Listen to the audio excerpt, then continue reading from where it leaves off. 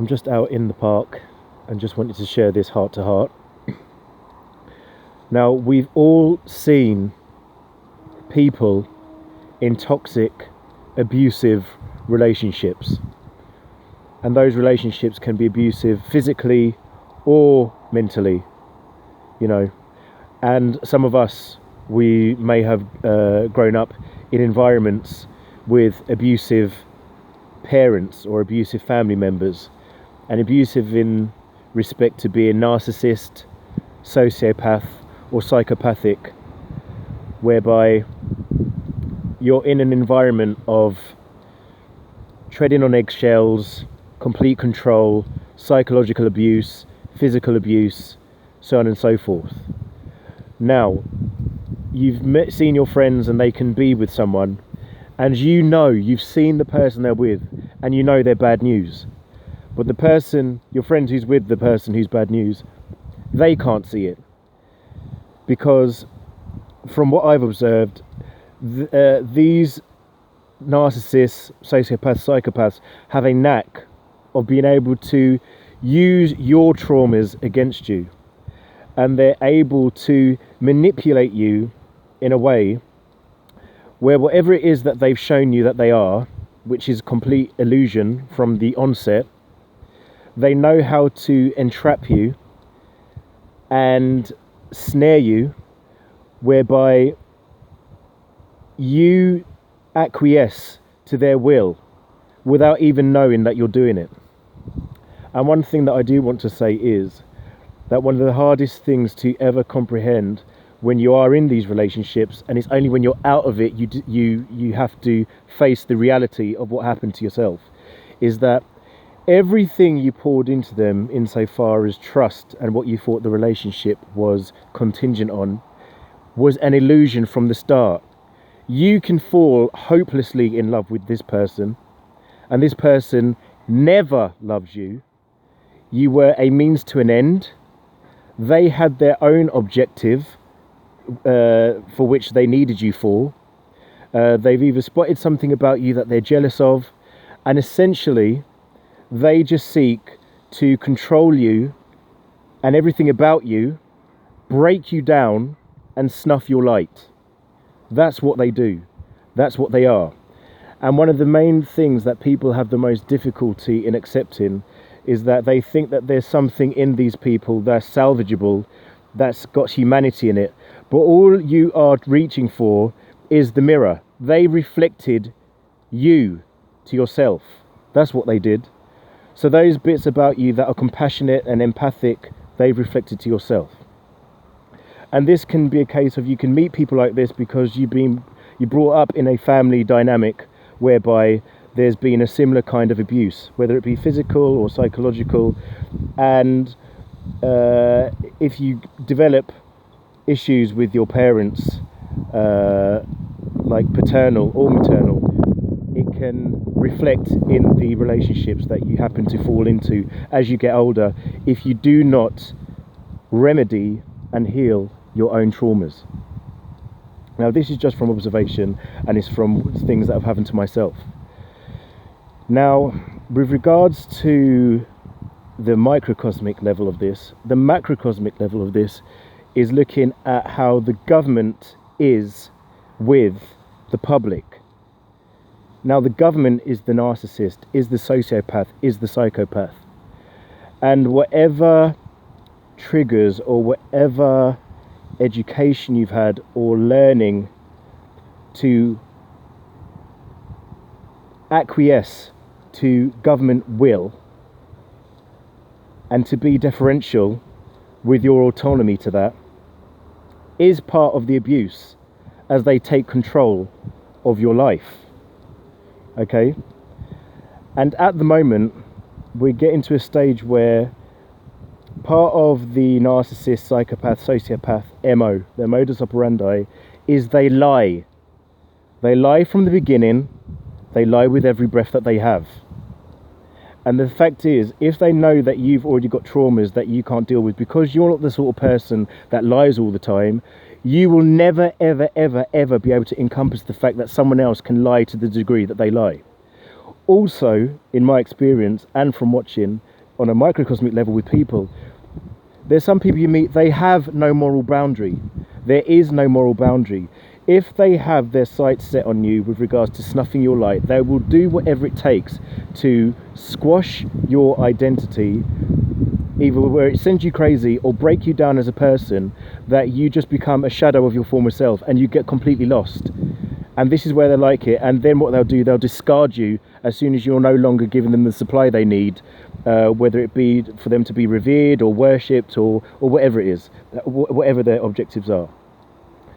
Now, taking it back to the macrocosmic level with the public, with the government has always lied over and over and over historically, okay?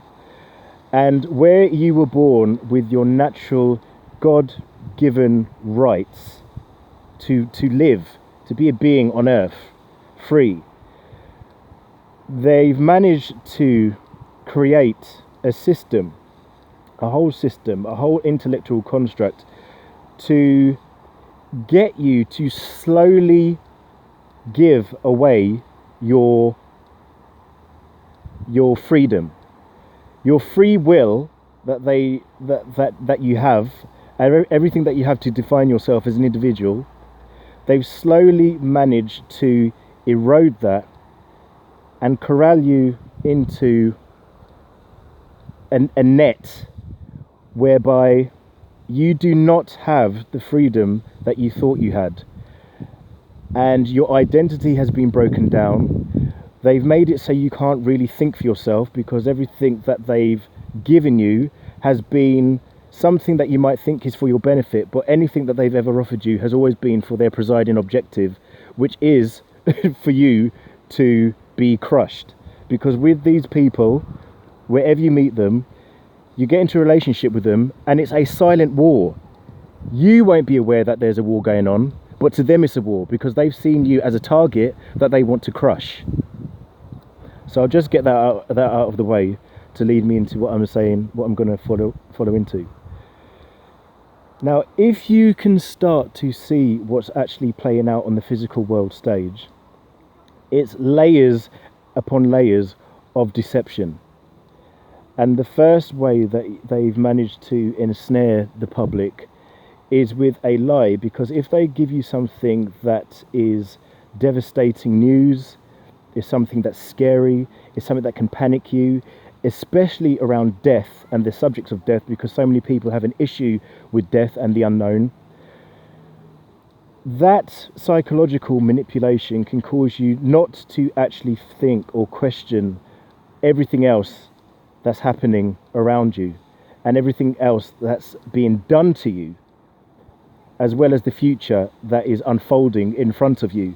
Because now all the free will that you had to actually do something about it, because they've captured you in a panic and in fear, you can no longer operate and you can no longer function, and they've managed to trap you.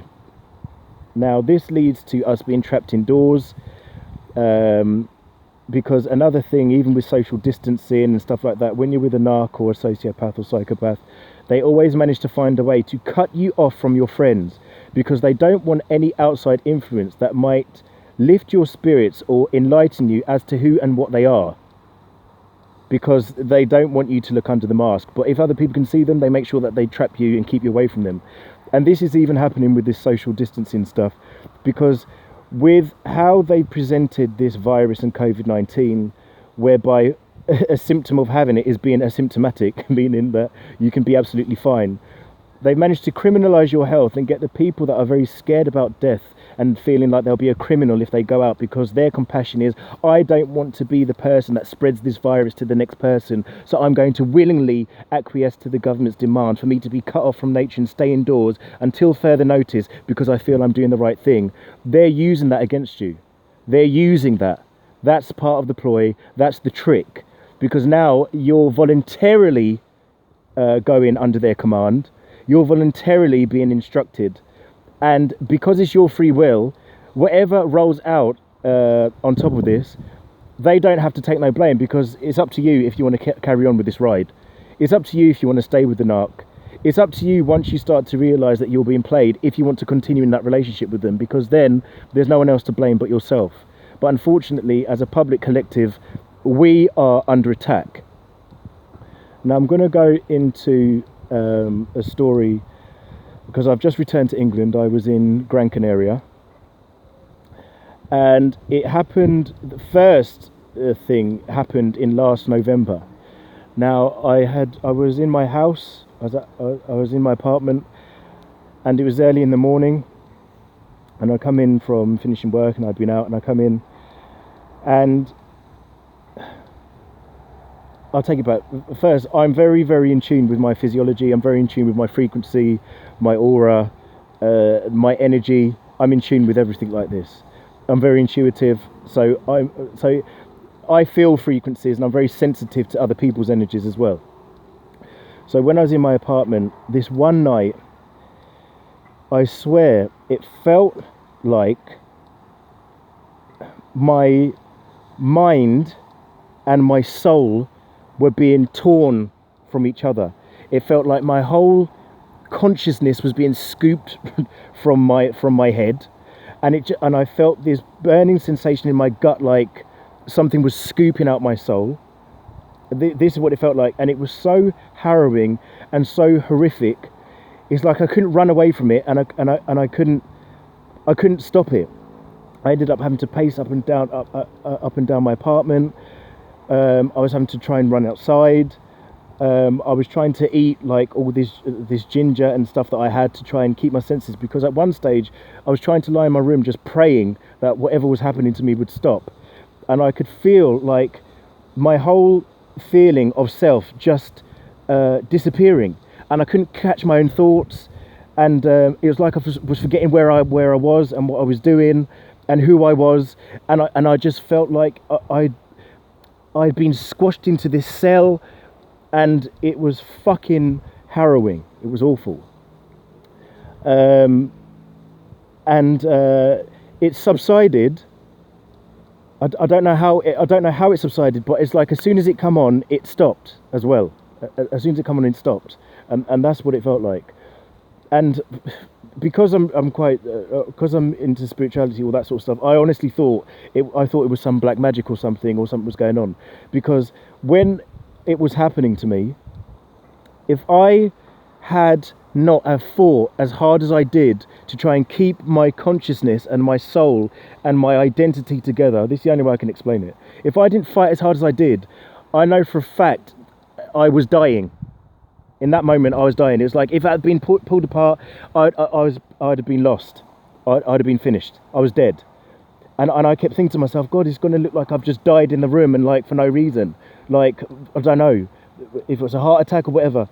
But it was bizarre. It was something I'd never felt before, and it was ominous, and it was horrible. Okay, then I didn't say anything about it because you don't say anything about these sort of things. And I just tried to continue as best as I could with after this had happened, and I continued in my flat, and I just worked the rest of the week and did what I was doing, so on and so forth. So even now, where I'm just trying to clutch onto the memory of what was going on, I'm going into this to try and let you lot know, and it's like it's trying to be scooped from my memory about what happened, because this thing, it just felt like I was under attack, and there was nothing I could do with it, and it was grueling.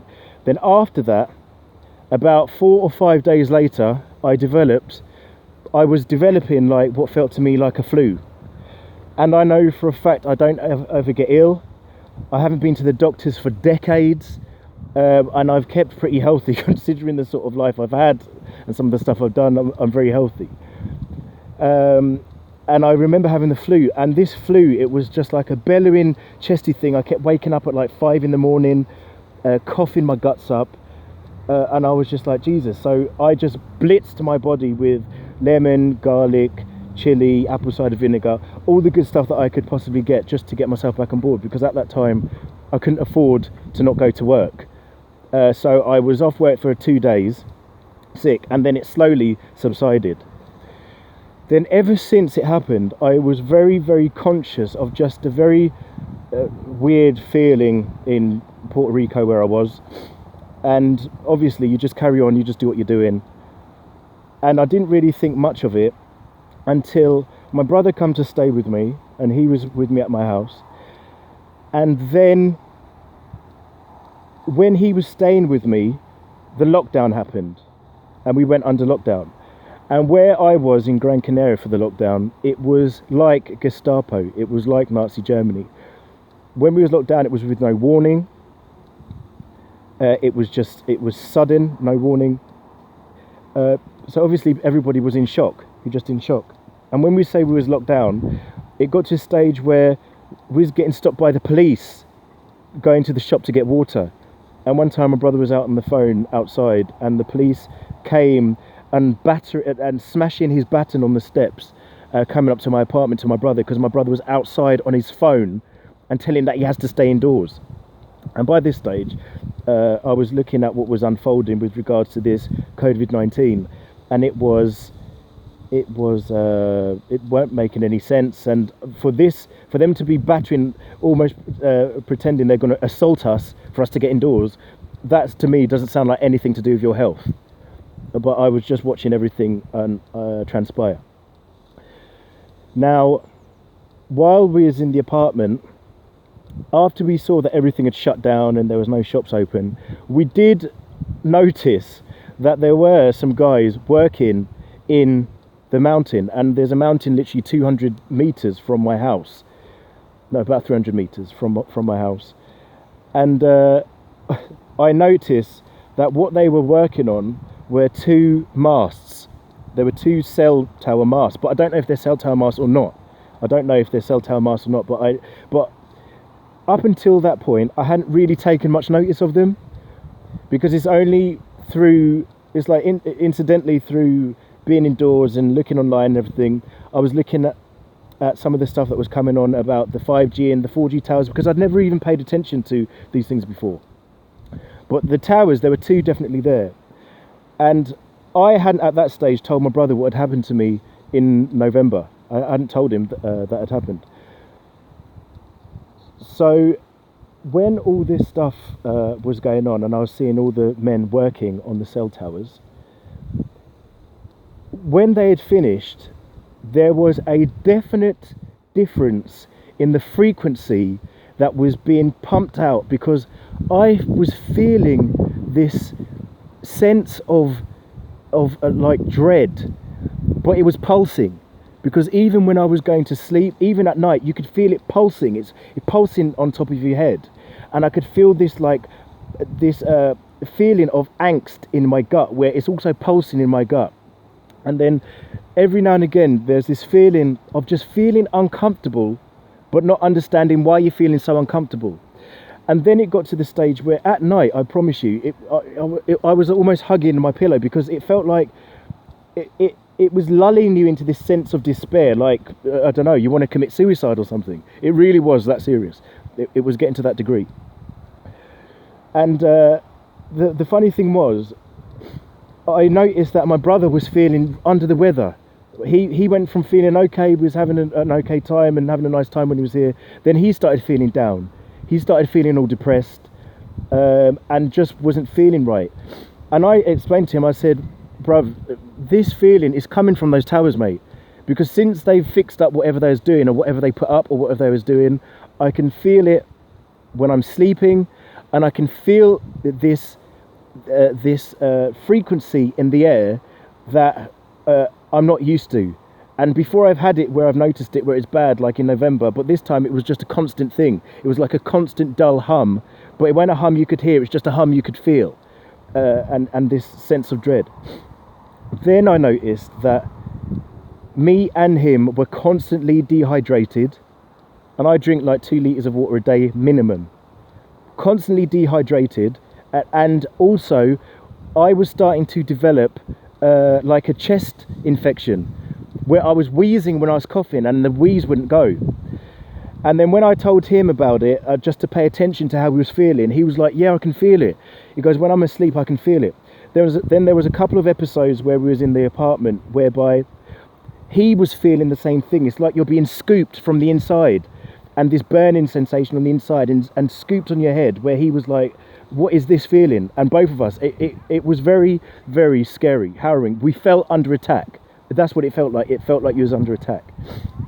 And so that was the reason why I ended up getting an emergency flight as quick as I could to get off the island, to get away from the towers that were opposite us. But whatever frequency they were pumping out, it was strong. It was strong.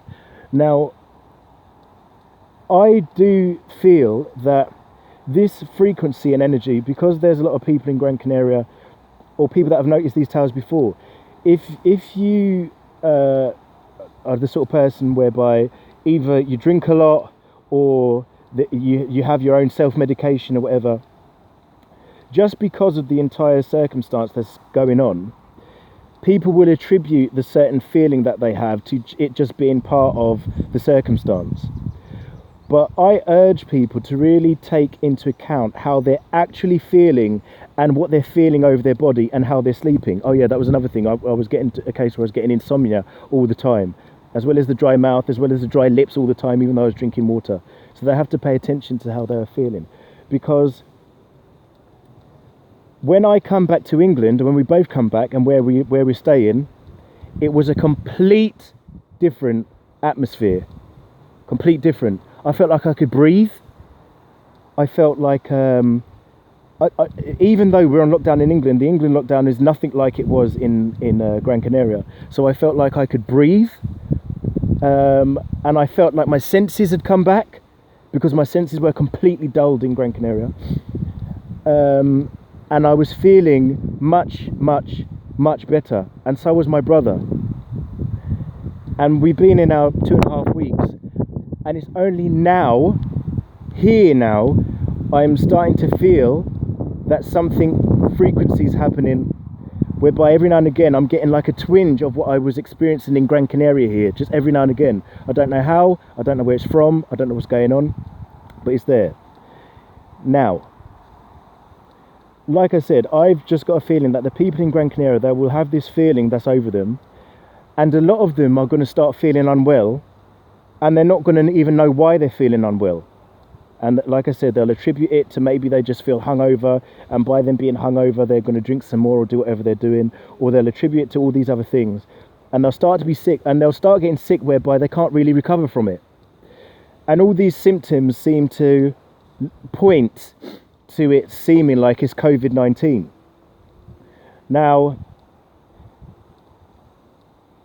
my feeling is that this is linked.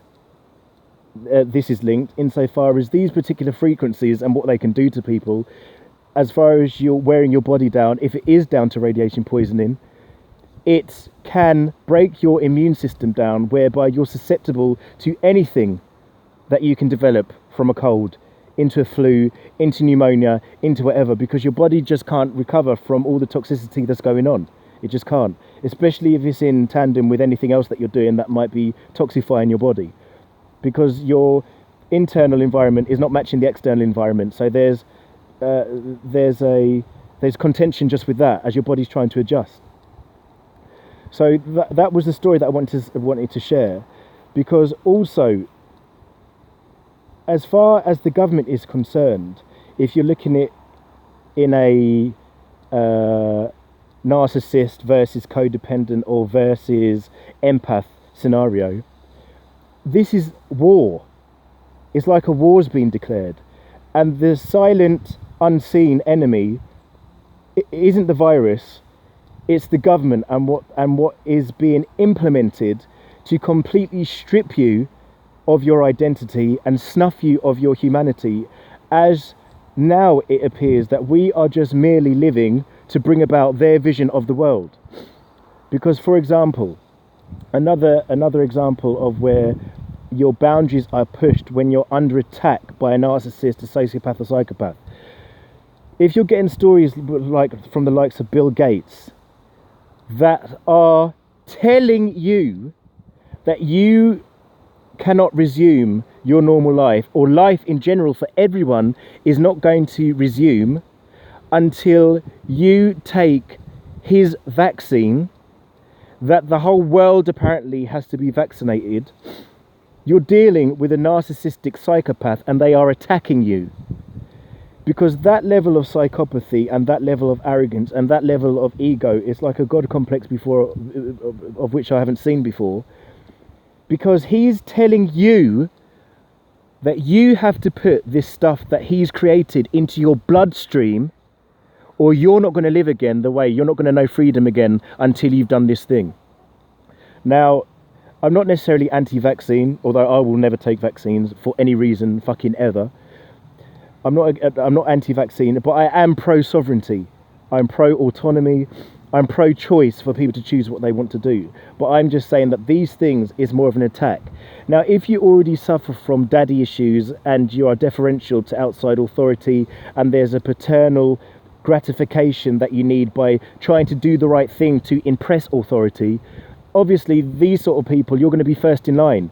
You're going to be queuing up the first for these vaccines because you think it's the right thing to do, because in your heart you still believe that this person, even though they've abused you over and over again, they somehow still love you, and if you keep doing the right thing they'll look after you and take care of you. They're not. This thing is not going to happen. You are under attack, in my opinion, and these things won't stop. And if you don't speak up about your boundary being overstepped, this is the narcissist archetype, overstepping your boundaries to break you down so that you lose your self-respect, your willing nature, your identity, your choice. And now they're dropping their mask to show you that this is how you're going to be now, and you're going to just do as you're told. Even the illusion of choice that you had before, they're taking that away. Now you're going to be doing as you're told, and if you don't do as you're told, they'll just discard you. That's another talent that they have. They have a talent to discard, but this time it could actually mean something that's actually quite literal. So people have to be thinking about this. Now, another thing that's going on, another boundary step, someone pushing their boundaries. Who the fuck told Elon Musk that he can send up thousands upon thousands of satellites into the sky while you're on lockdown indoors? Who said that? Now, whether there's a link or not, the question should be asked, if this is all new stuff and new technology, you don't know how it's going to affect you. You don't know how this stuff is going to affect you. You don't know what the frequencies that are going out. I think the last satellites that were sent up in the batch, from what I read and what I heard as well, Jason